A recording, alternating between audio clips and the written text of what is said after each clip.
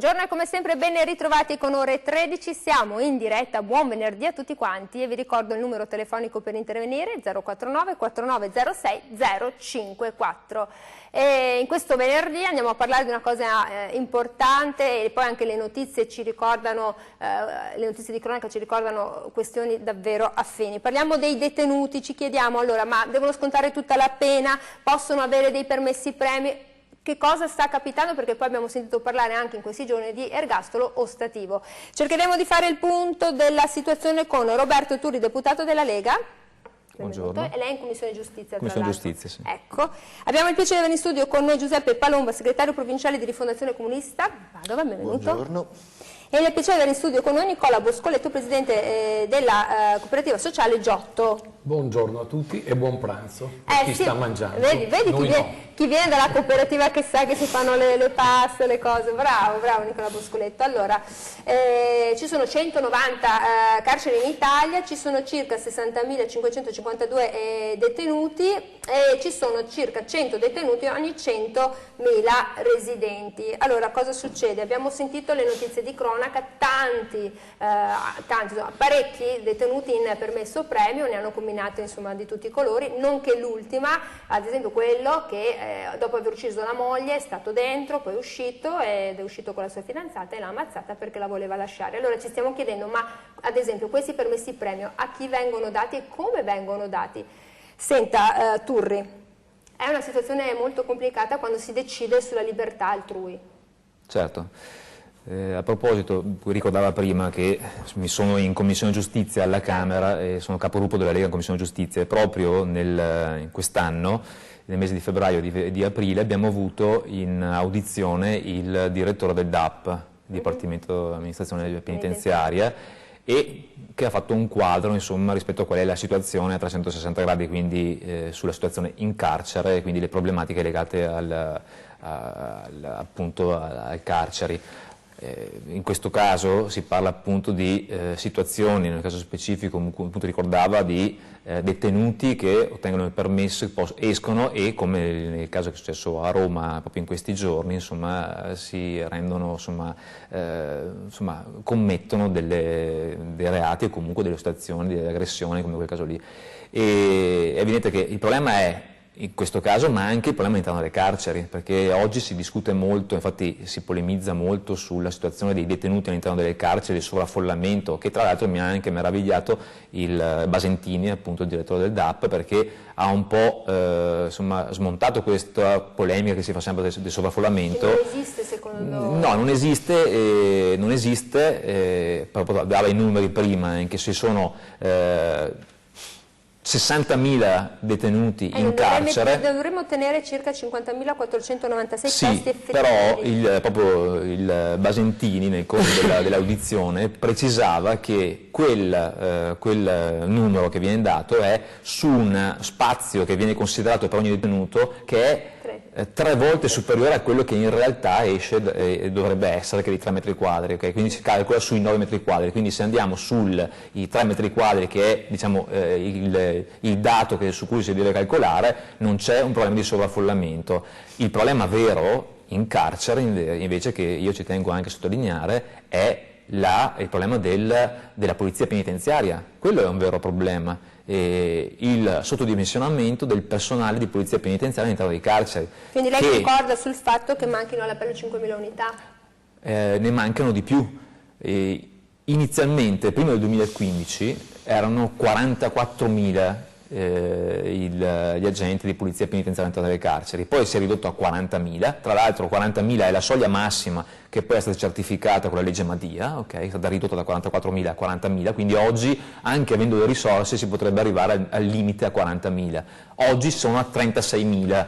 36.000 dovuto a cosa? Pensionamenti, un turnover che non viene fatto in maniera corretta e quindi sono sottodimensionati.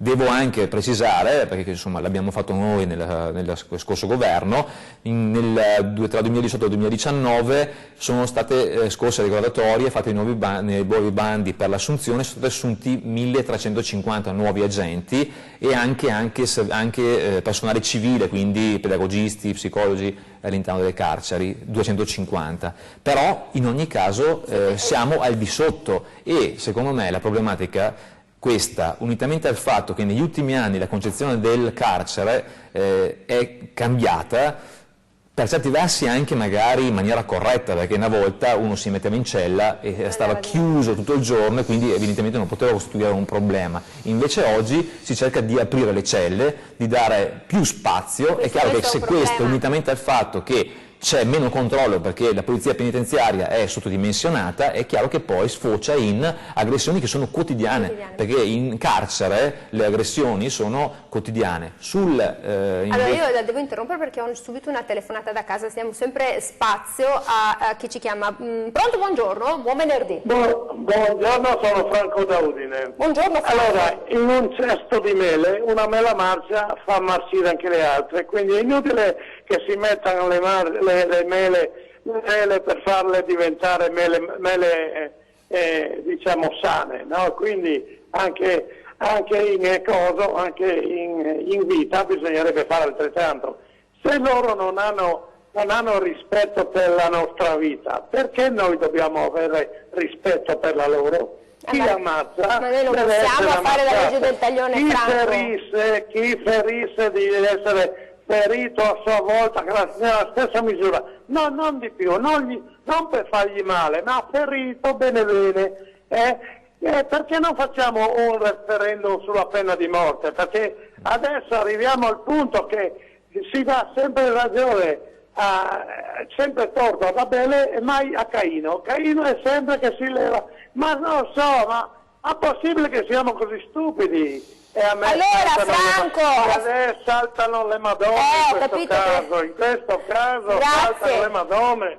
Grazie Franco. 049 49 06054. Allora, finisco il ragionamento, quindi io mi sento di solidarizzare con la polizia penitenziaria. Tra l'altro lunedì sarò in visita al carcere di Montorio appunto per vedere e tastare con mano insomma la situazione, però lì occorre intervenire, perché io sono d'accordo che non si possa tenere in cella 24 ore al giorno e quindi occorre dare delle possibilità e degli spazi, però è chiaro che occorre tener conto anche di chi lavora all'interno del carcere, che oggi veramente rischia la vita ogni giorno. Infatti si fa troppa attenzione alle condizioni del detenuto, tanto che c'è anche il garante per i detenuti, quando tra l'altro ci sarebbe già il magistrato di sorveglianza che già verifica, però c'è stata la necessità di introdurre anche questa nuova figura, perché garante nazionale, regionale, provinciale e comunale, perché occorre andare.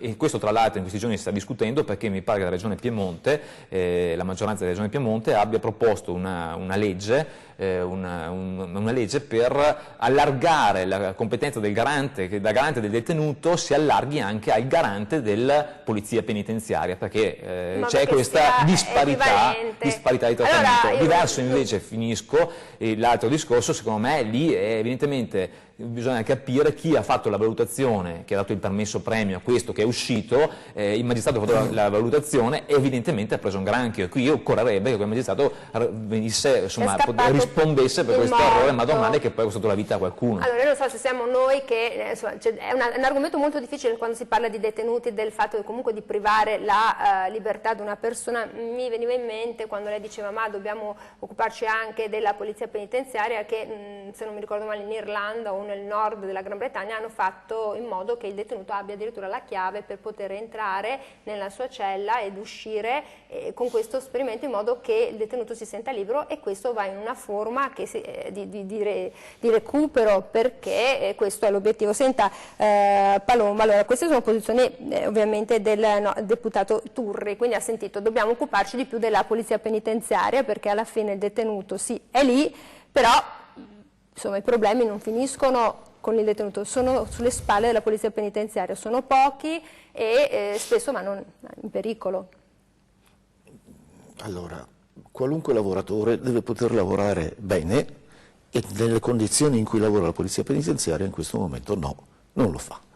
Perché ci sono turni massacranti, questo provoca un problema assolutamente complessivo, cioè se noi vogliamo, il problema è come ci poniamo di fronte al discorso della pena, posto che a me risulta che nella Costituzione ci sia scritto che la pena deve essere rieducativa, allora questo richiede di lavorare a questo scopo, il che significa avere personale non solo sufficiente ma preparato, e poi significa anche mettere nelle condizioni i detenuti di poterlo fare un percorso rieducativo. Allora, prima si accennava alla questione dell'ergastolo ostativo. L'ergastolo ostativo non è sicuramente un percorso rieducativo, quindi io penso che sia una buona cosa, specie di conseguenza alla sentenza della Corte europea, che sia stato, per quanto risicato, deciso che l'ergastolo ostativo va rivisto. L'altra cosa da dire è che è vero, fa notizia quando un detenuto in permesso va fuori. Quanti sono i permessi e quanti sono i detenuti che andando fuori commettono reati? È chiaro che fa notizia quello, ma fa anche paura e serve a creare un clima in cui il signore di prima diceva ma sostanzialmente la legge del taglione. Non conviene a nessuno. I dati dicono che quando vengono applicate le pene alternative, e quindi la possibilità di lavoro, la possibilità di permessi, la possibilità dell'arresti domiciliari, dei parte della pena, del condono in cambio di controlli, eccetera, la recidiva diminuisce drasticamente. Ma drasticamente, nel senso, io ho dati di qualche anno fa, c'è chi è più aggiornato sicuramente di me, ma si parlava del 90% che non torna a delinquere chi ha goduto di permessi o di cose, al contrario il 90% che torna a delinquere chi non li ha goduti quei permessi. Un'ultima cosa vale la pena di aggiungere, che in questo momento le carceri italiane non sono piene di assassini. No, l'assassinio è in diminuzione e avviene fondamentalmente in condizioni completamente diverse da una volta. Gli omicidi per rapina, le cose esistono, non è che smettono di esistere, ma sono molti meno e sono in calo e lo sa bene. Sì, sono dati del Ministero dell'Interno ultimi precedenti al cambio di governo.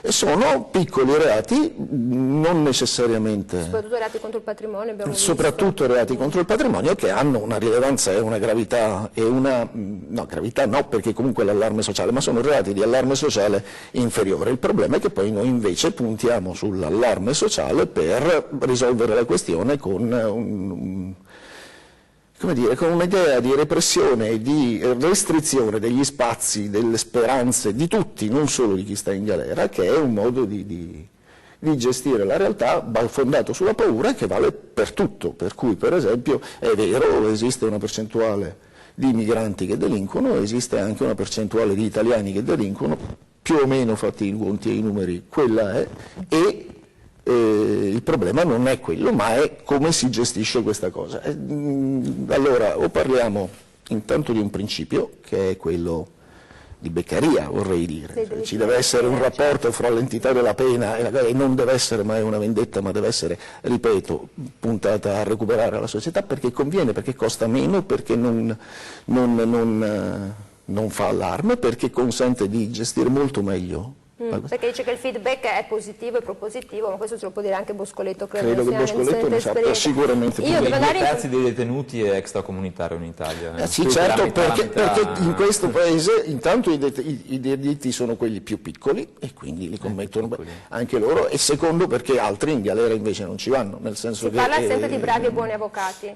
Che gli italiani vanno meno dentro, forse perché hanno bravi avvocati. Cioè anche questo, la possibilità, ma anche per esempio che i permessi sono dati più agli italiani che agli stranieri, perché c'è un problema di sapere dove vanno, e chi si può permettere di avere un posto che li ospita avrà una pena alternativa e chi non si può permettere non ha soluzioni. Anche questo andrebbe esaminato fra le cose. Io devo andare in pubblicità, però per l'amor di cronaca, nei primi 6 mesi del 2019, ora poi arriveranno gli altri 6 mesi a dicembre, sono stati concessi 19.610 permessi, circa 0,3 a persona, e soprattutto perché il 45% dei detenuti ha un figlio, quindi insomma, per rientrare e ritornare in famiglia.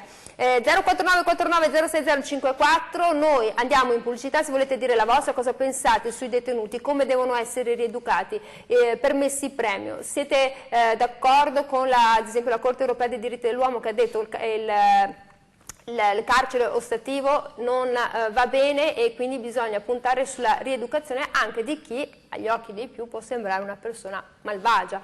Torniamo dopo la pubblicità. Vetro. Eccoci qui, siamo tornati con la nostra diretta 049 4906 054. Allora, dite la vostra opinione, questi detenuti, come la vedete voi il fatto della pena, come deve essere scontata, cosa pensate? Siete d'accordo che abbiano permessi premio perché questi possono diminuire il tasso di recidiva? Pensate invece no, che debbano rimanere in carcere e scontare tutta la pena fino alla fine? Senta Nicola Boscoletto, anche durante la pubblicità stavamo parlando della questione della recidiva. In media il 68% torna a delinquere e parliamo del tasso di recidiva, invece chi ha usufruito di misure alternative, il 19%, non torna più a delinquere.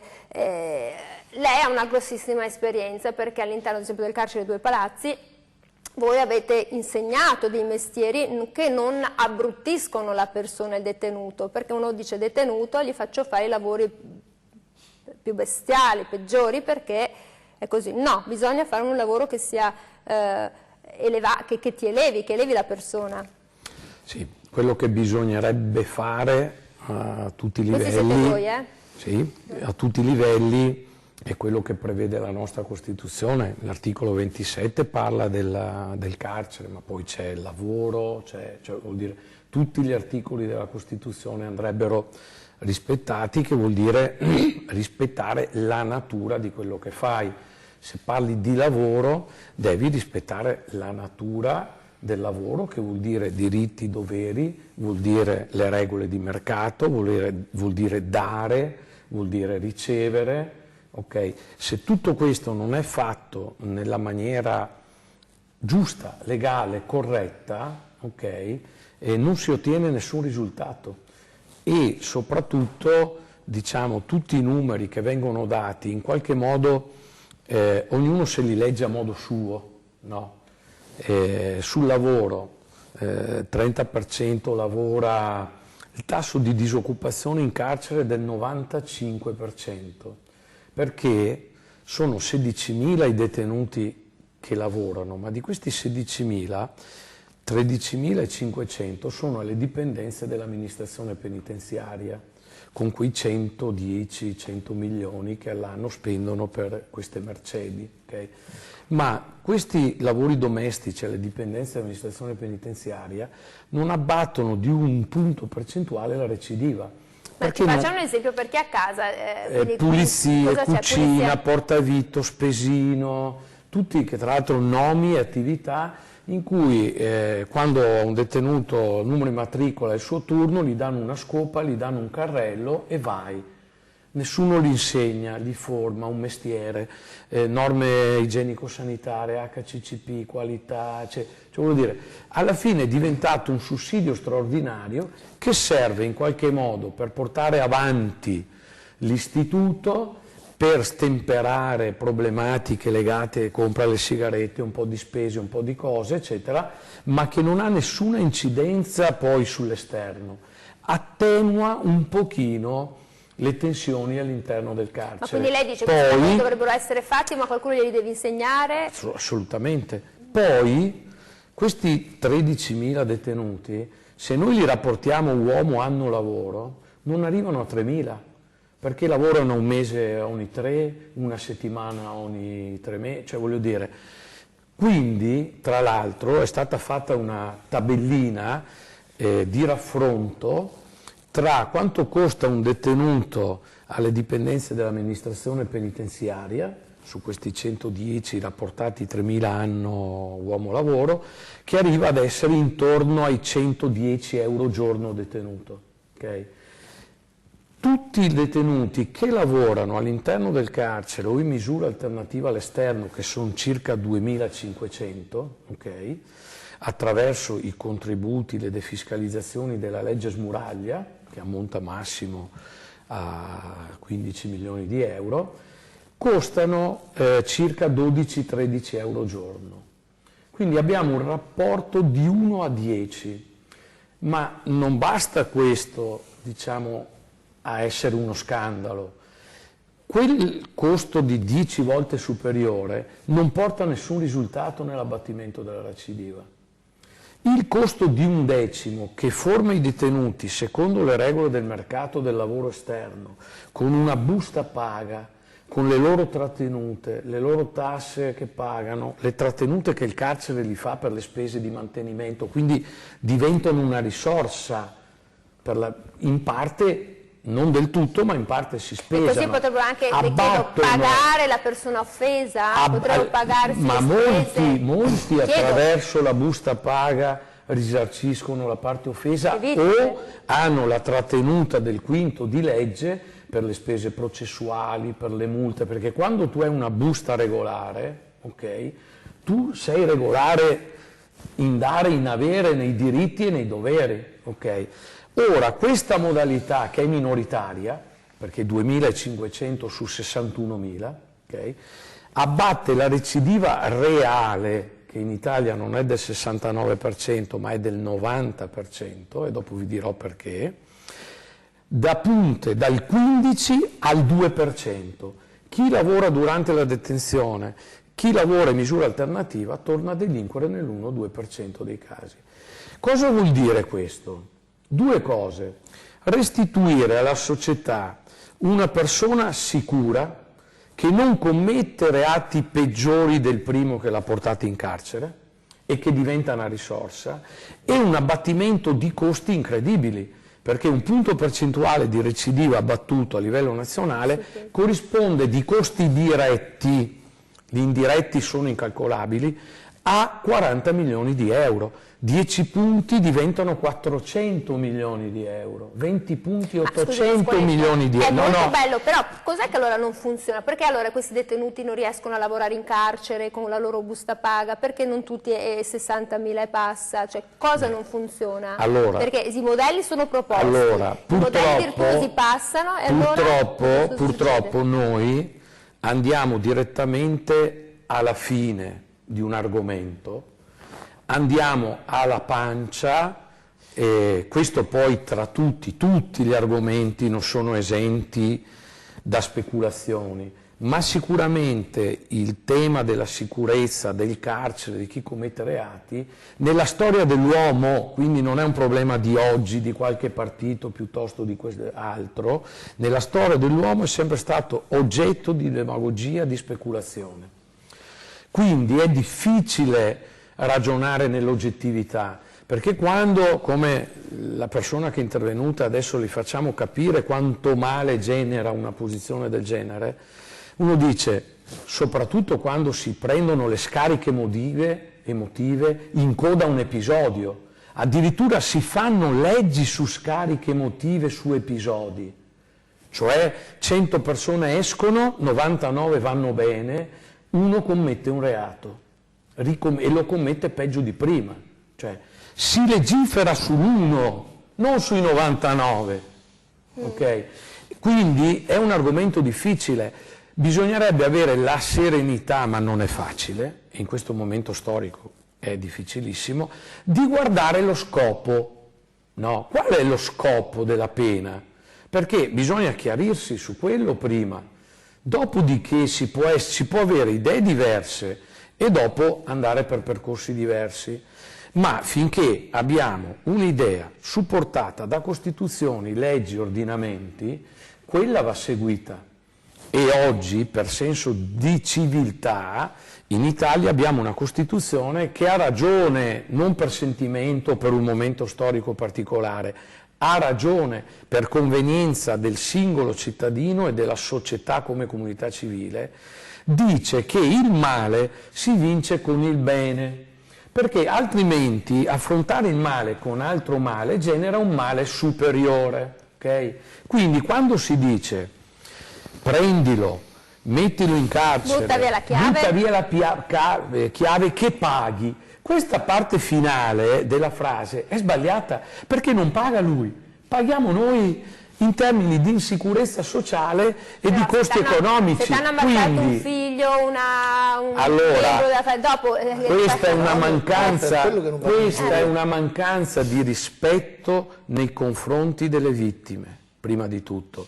È una speculazione che avviene, perché a un padre e una madre che gli è stato tolto un figlio va amata, va capita in tutto e per tutto, anche che voglia la morte di chi ha ucciso suo figlio. Io devo andare in pubblicità, Boscoletto. Ma è la ragione della persona umana, della società civile nel suo insieme, che non può speculare sulla sofferenza di una persona per andare a legiferare una cosa che crea del male. Io devo andare in pubblicità, avete capito quanto è complesso, perché poi quando si parla di sentimenti, del sentimento del sentire pubblico diventa sempre molto complicato. 049 49 06 054, se volete intervenire dite la vostra opinione anche sui detenuti, come pensate che possano essere rieducati, qual è la via maestra, ce l'ha spiegata un po' anche Boscoletto, e torniamo dopo.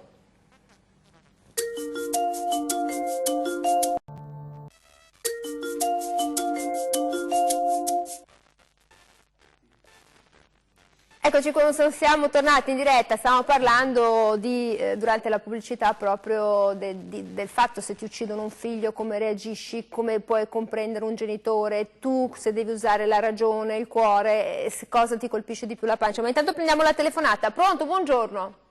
Pronto, buongiorno, sono Santo da Oderzo. Buongiorno. Vorrei intervenire anch'io per quanto riguarda la pena, se è possibile. Certo, io avrei la mia idea da fare. Nessuno deve uscire da quello che deve uscire. Se uno prende 1 anno o 2 anni o 3 o quello che serve la pena. Pronto? Mi sente? Sì, sì. Allora, come mai è scritto pena e poi si dà un premio? Come mai è scritto pena e si portano in albergo? Io non sono d'accordo. Quando uno prende una pena, si dà una mazza, si mette a spaccare i sassi e alla sera si dà una cena, una bibita di pane e una tazza di acqua. No che siano in albergo, vengono qua, rubano, ci mettono, si portano via quel po' che abbiamo risparmiato, e adesso noi dobbiamo anche, le diamo un aiutino, poverini, li aiutiamo, li facciamo lavorare con la frusta. Allora questa è la pena che quando escono dalla prigione, dalla galera, che fanno, si metteranno a lavorare e cercare un posto di lavoro, non è più a far male alla gente.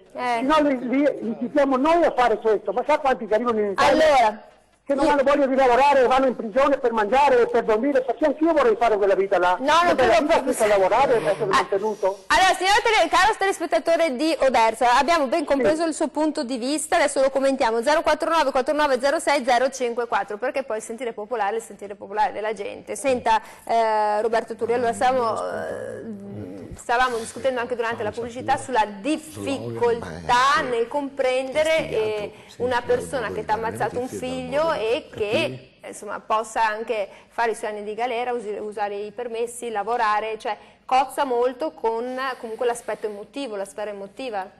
Allora è evidente che un genitore che gli uccidono il figlio e l'autore del fatto è un detenuto in permesso premio, è evidente che quel genitore ha tutto il diritto di pensare le cose peggiori, però io non sto dicendo, prima non so se è stato frainteso, ma io non dico che sia giusto quindi cancellare i permessi in assoluto perché è successo un caso. Secondo me quello è sbagliato, ok? Secondo me invece, però, lo dico anche essendo la Camera, quindi da legislatore, però magari si può anche andare a vedere se come si arriva a concedere i permessi funziona tutto perfettamente, oppure se occorre mettere magari qualche paletto in più o qualche passaggio che possa tutelarci maggiormente. È chiaro che poi quello che perde la testa può perdere la testa anche una persona qualsiasi, quindi non possiamo controllare tutto, quindi l'episodio ci può stare, però questo non toglie che controllare e vedere se c'è qualcosa da mettere che possa metterci ancora più al sicuro, non escludono in assoluto, ma mettere più al sicuro, quello secondo me vale la pena farlo. Quello che secondo me si dovrebbe fare invece è poter verificare l'operato di quel magistrato che ha concesso quel permesso premio, ok? Come si dovrebbe poter andare a guardare quel magistrato che ha lasciato in carcere delle persone che poi sono risultate innocenti, perché vi ricordo che annualmente, ogni anno, in Italia, più di 1000 persone sono private della libertà personale o in carcere o agli arresti domiciliari e poi vengono assolte o proprio assolte per il fatto che il reato non sussiste. Quindi e anche in quel caso il magistrato pagasse. Allora, in Italia circa 100.000 persone subisce un processo, viene indagata o imputata e poi viene accertata l'innocenza. E questo è già grave, però più di 1000 persone all'anno vanno in carcere, arresti domiciliari e poi viene accertato che sono innocenti. Anche ogni in 8 ore una persona viene incarcerata, indagata, innocente. Una ogni 8 ore. Sì, sono 100.000, più di 100.000 all'anno in Italia. Sì, però dire una ogni 8 ore vuol dire 3 al giorno. Ma questi sono dati oggettivi dal Ministero della Giustizia, ok? Cioè, anche in quel caso al magistrato non succede nulla, lo Stato paga milioni e milioni di euro ogni anno. In questo caso il magistrato avrà visto la buona condotta, parliamo di quello che ha riucciso, ha reiterato il delitto, se c'è davanti la buona condotta anche lei Buscoletto, vero? Cioè, se io non so se cosa ha voluto quel magistrato, però mi piacerebbe che si potesse verificare e che alla fine si potesse anche applicare una sanzione invece, ma uno che prova vendetta perché probabilmente non ha avuto un approccio con la rieducazione, quindi ha covato vendetta e poi alla prima occasione ha riammazzato, è perché ha fallito forse lo Stato nel processo rieducativo. Forse è così, perché se l'hai buttato dentro ti sei dimenticato. Volevo sentire Palomba. Sì. Allora, la sensazione, anche chi ci sta chiamando da casa tende a dire che il detenuto vada abbruttito, perché comunque mettiamolo a fare i lavori più brutti, più pesanti, addirittura qualcuno ha detto con la frusta. Me lo dice dopo la telefonata, si vede che lei scatena la telefonata. Pronto, buongiorno. Sì, salve. Prego. Devo dire complimenti al dottor Giottola della cooperativa Giotto, che ha un'ottima idea sul recupero dei detenuti. Però E un'altra cosa, quel signore che ha chiamato ha detto di buttare via la chiave, come si fa a recuperare delle persone dopo 3-4 anni in carcere? Dovranno uscire prima o poi. Cosa faranno se sono usciti? Grazie perché... No, bisogna riabilitarle, perché dopo 4 anni prima o poi dovranno uscire. E cosa faranno? Si troveranno ancora più arrabbiati, senza soldi e senza dove andare. Ok. Grazie. La ringrazio. Grazie. 049 4906 050. Pensavate peggio, perché lei no, mi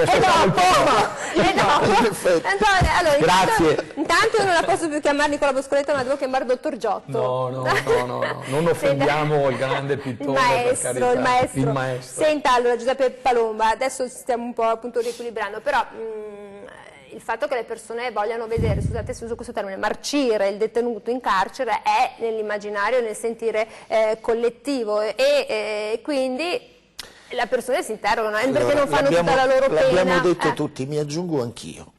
Chiunque di noi riceva un fatto grave, dico, a me è successo che mi rubassero il portafoglio o che mi rubassero la macchina o che mi aprissero la macchina, quella cosa a me non scatena una voglia di vendetta, però sarò io.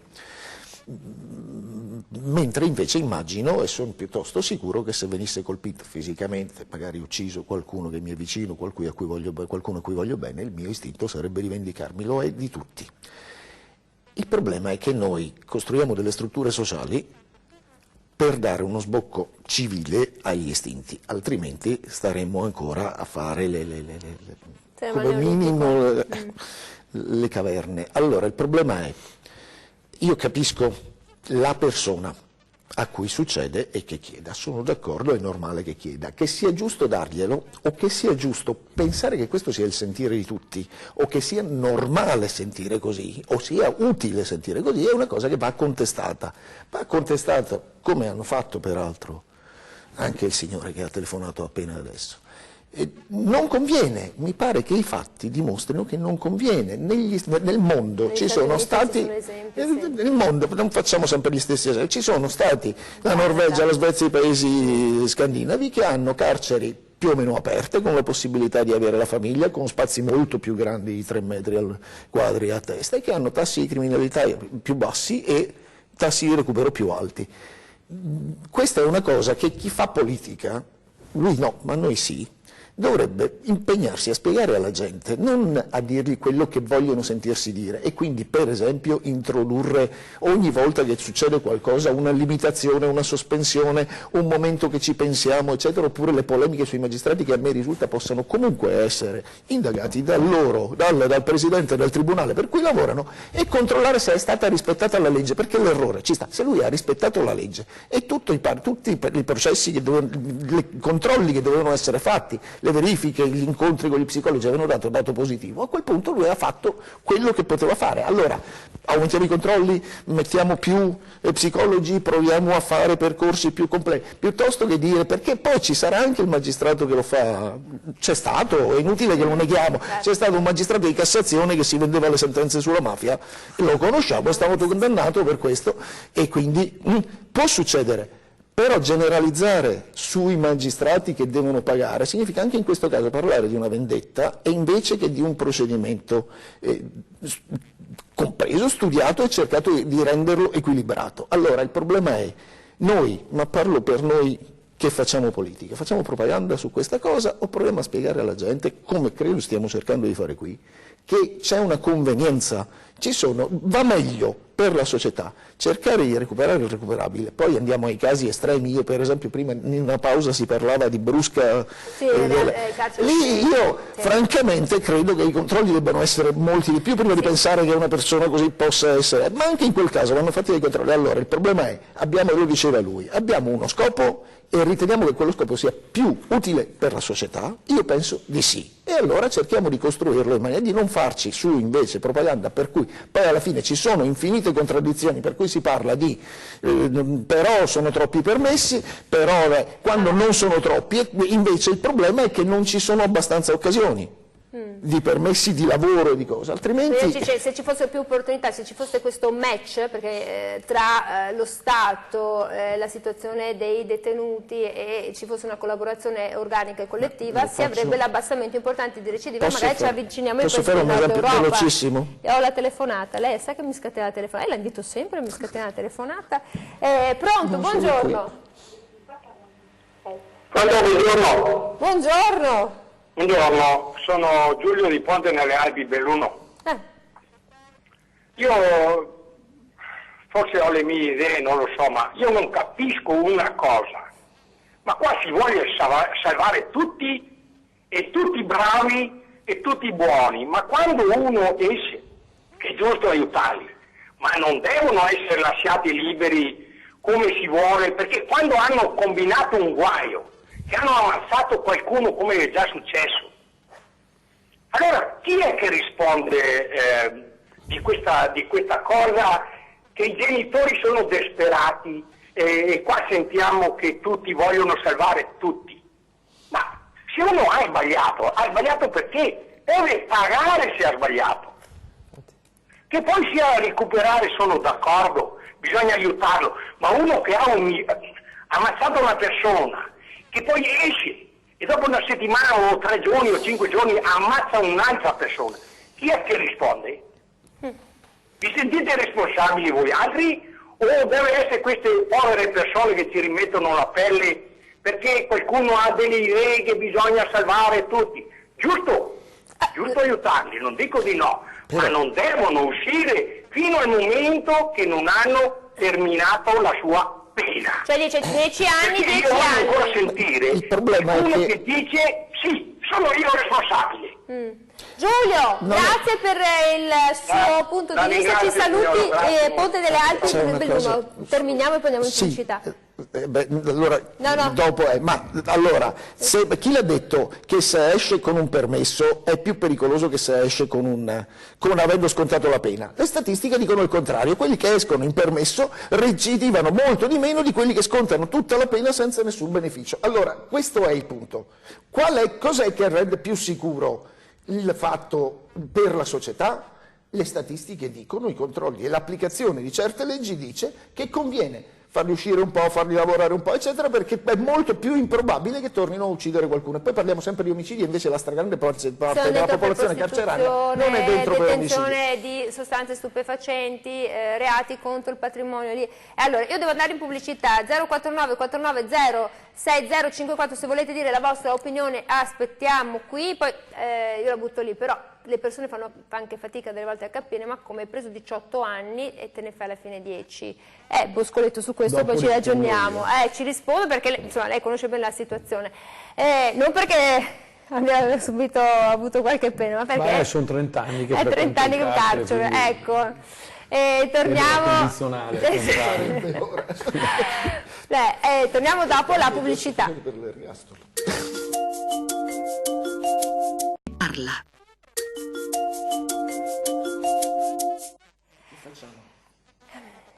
Ecco, qui siamo tornati in diretta. Io ogni tanto dico che dovremmo mandare in onda il nostro fuori onda per sentire non altre cose, ma per capire che continuiamo il nostro dibattito, perché rimaniamo sempre incollati al nostro argomento. 049 4906 054, se volete intervenire dite la vostra opinione. Abbiamo sentito che il sentire popolare è il sentire di dire: tu hai commesso un reato, un delitto e ti devi star dentro tutto il tempo che ti viene comminato. Sono 10 anni, sono 10 anni, sono 5, e poi la gente rimane sempre con la bocca aperta quando sente dire: ha preso 25 anni, 20 anni, ma ne ha fatti 13. Boscoletto ha detto che mi risponde lei. Certo. Com'è che c'è questa dicotomia, questa pare separazione tra la pena e l'effettivo? Non è una dicotomia, cos'è?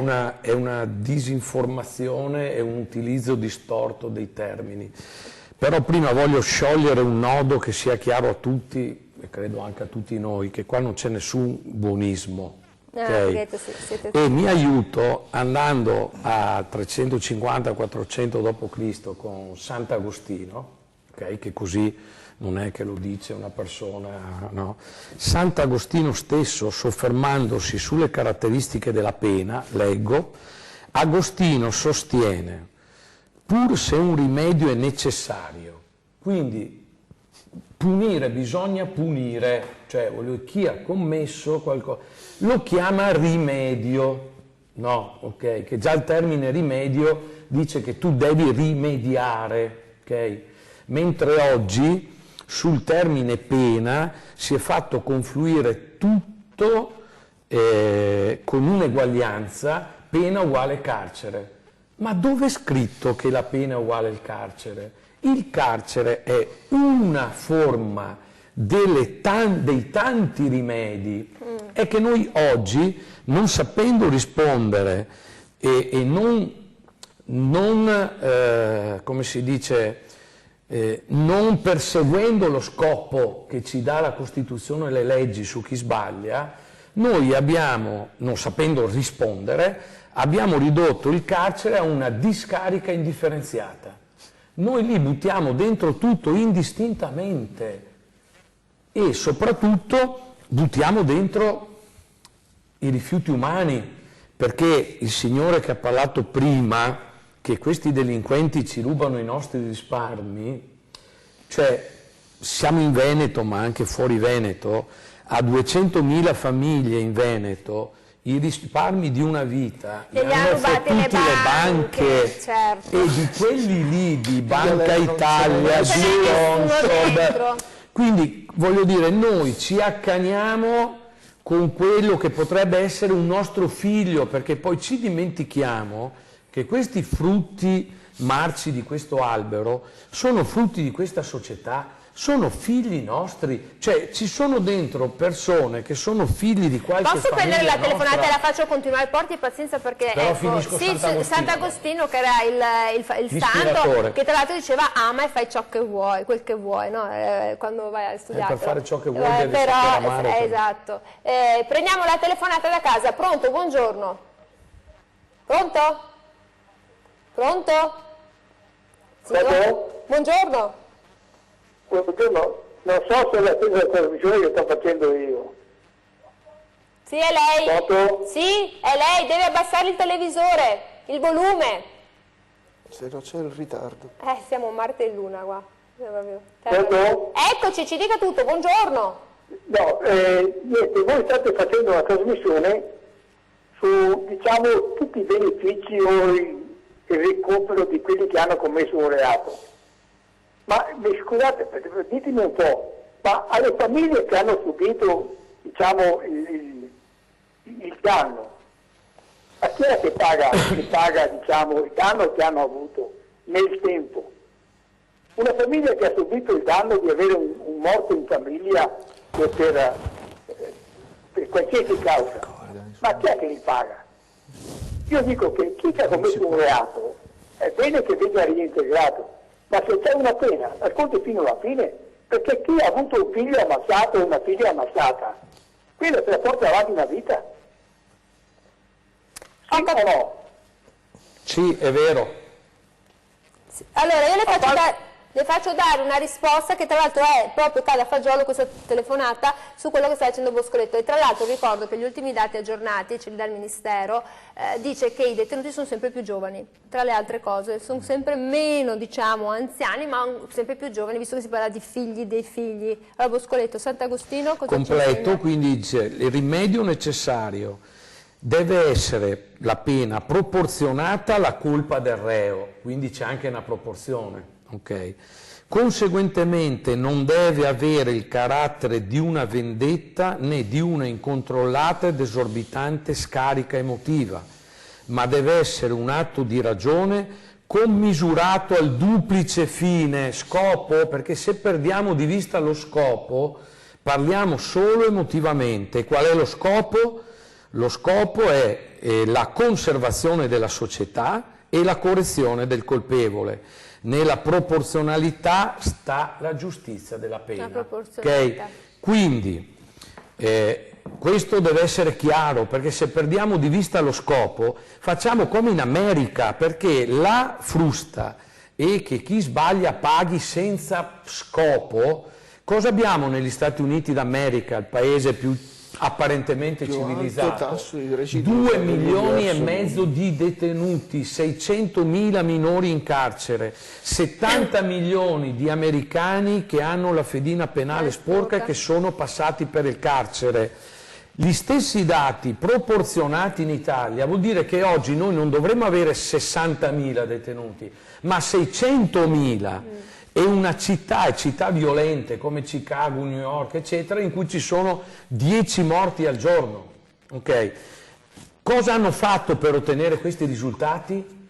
La frusta, puniscili fino alla pena di morte, e laddove la pena è più eclatante fino alla pena di morte, il valore della vita scende talmente tanto che la violenza si incrementa. Ho la telefonata. Finisco sulla pena. Okay. Allora mi dice perché la pena non è aderente. Il problema è che la pena è sempre effettiva, non c'è il problema della certezza della pena oggi, perché i premi, la semilibertà, sono termini sbagliati, sono parte di un percorso del rimedio. Ecco, allora avete capito, cioè, forse ci ha fatto proprio degli esempi che calzano a pennello. Prendo la telefonata e poi torniamo. Pronto, buongiorno. Buongiorno, sono Antonio di Fossò, provincia di Venezia. Sto vedendo la trasmissione un attimino e sto vedendo che il signore, quello a destra, non so chi è. Alla destra sua, quindi Boscoletto? Esatto, che dice che bisogna ridurre la pena. Allora, la pena, uno ha sbagliato. Non ha detto di ridurla.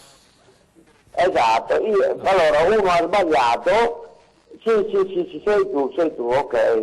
Allora uno ha sbagliato, bisogna recuperare, ok, io non è che dico che non bisogna recuperare le persone, che non dico che non bisogna investire, però uno che ha ucciso quei militari, i carabinieri che ha ucciso, quei 2 carabinieri che sono stati uccisi, più quell'altro carabinieri che è stato accoltellato, e allora come mettiamo lo Stato? Come ci aiuta a fare queste robe qua? Ora uno deve scontare la pena o non deve scontare la pena? No, non è niente di quello che abbiamo detto finora. Non è questo il discorso che ha ucciso un poliziotto, come sono stati 2 poliziotti che sono di telegiornali. Nessuno di noi sta dicendo che chi commette un reato non deve affrontare un processo e scontare una pena. Stiamo discutendo di come quella pena fa il migliore effetto per la società, non per l'imputato, perché qui non parliamo di buonismo, per la società. Allora, mi sembra che non ci capiamo su questo. Anche per la società. Anche per la società? Pronto? Sì, anche per la società dico, chi commette, chi vende droga, che io sono contrarissimo a tutta questa porcheria che gira nel mondo e nell'Italia, ce n'è tanta, li mettono dentro e dopo 2 o 3 mesi vengono fuori. Cosa fanno questi qua?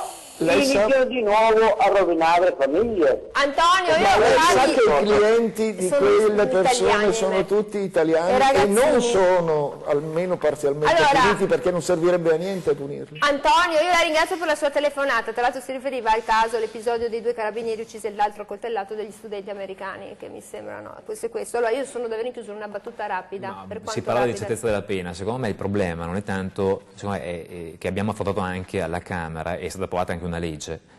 E il problema è che la pena prevista poi viene sempre molto ridotta perché si usano dei percorsi che ti danno dei benefici. Questo secondo me, per quanto riguarda questo qua, abbiamo fatto una legge che vieta di poter accedere al giudizio abbreviato per quei reati per cui è previsto l'ergastolo. Okay? Il problema è quello, secondo me, tu segui sono dei percorsi che danno dei benefici e si riduce di molto. Infatti leggevo anche che si facevano delle statistiche rispetto alla pena minima massima. Di solito la pena che viene applicata effettivamente è molto molto al di sotto. Cioè, questo secondo me è il disvalore sociale, perché succede molte volte, omicidio, e alla fine la pena che viene comminata è molto bassa rispetto a un reato così grave. Okay? E quindi è questo secondo me che fa più specie alle persone. Insistiamo a parlare di omicidi come se fossero la gran massa del nostro problema.